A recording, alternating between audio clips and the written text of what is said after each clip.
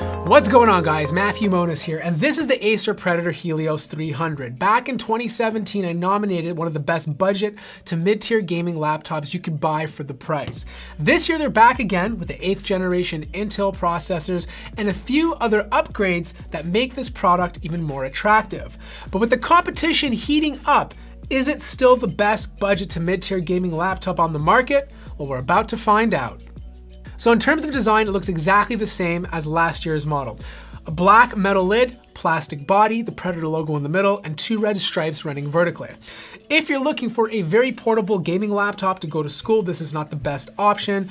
It weighs about 6 pounds, making it slightly heavier than the Dell G7 and about a pound heavier than the Lenovo Y530. It's still portable enough to take to a friend's house, but it's something you don't want to carry every single day. For ports, on the left-hand side, you have a full-size Ethernet jack, you have a USB Type-C port that's not Thunderbolt 3, a full-size HDMI port, a USB 3.0 port, and a full-size SD card slot.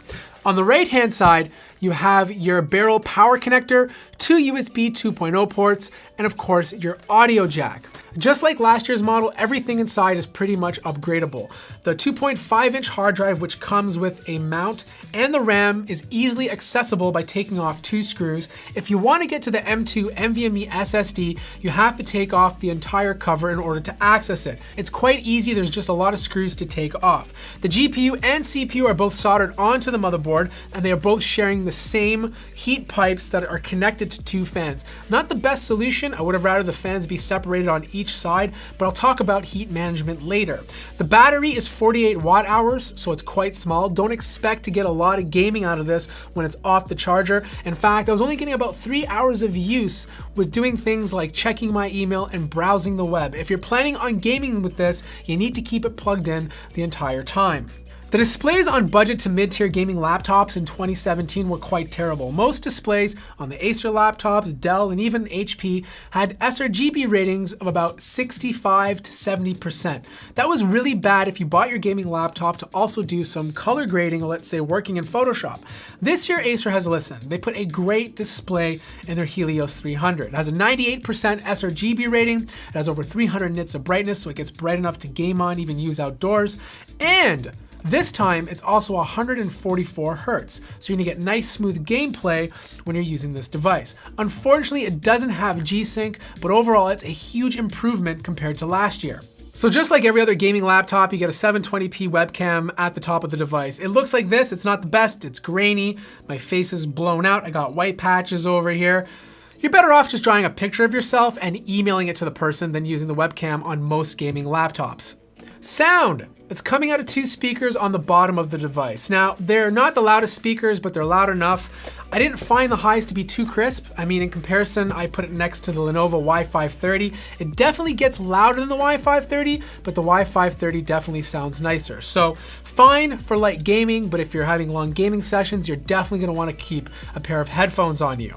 The keyboard is pretty much the exact same one as last year. A nice rubber feel to it, feels great to game on and type on. You have the red WASD keys for gamers, full-size keyboard, meaning you have a numeric keypad in case you need to type in some numbers or use Excel. I don't like the fact that the shift key and the arrow keys are a little too close, and I do wish you can change the color of the backlighting. Unfortunately, you're stuck with just red. Touchpad.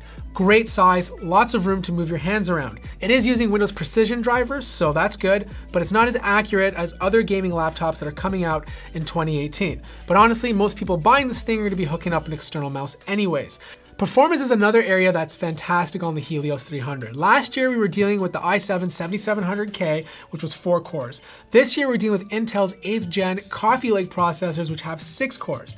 That means you can game comfortably at 1080p with settings at high, and stream at the same time without any bottlenecking. So if you want to play any new titles, any modern titles, you're going to be able to do so on this laptop with settings set to high. It's also VR ready, which means you can hook up a headset to it and have no problems using it. The only area that it fell short was heating.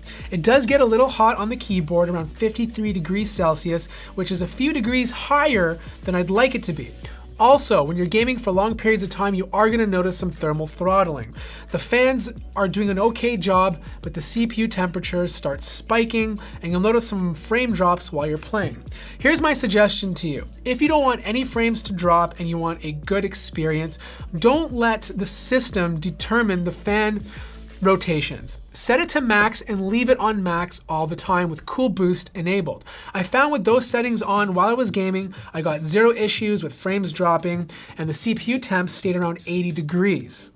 So here are my closing thoughts. The Acer Predator Helios 300 still offers a lot of value for the money. They've improved a few things that a lot of consumers were complaining about last year, specifically the display. The display is absolutely awesome for gaming, and most importantly, it's color accurate for creatives who want a gaming laptop but also be able to do work at the same time.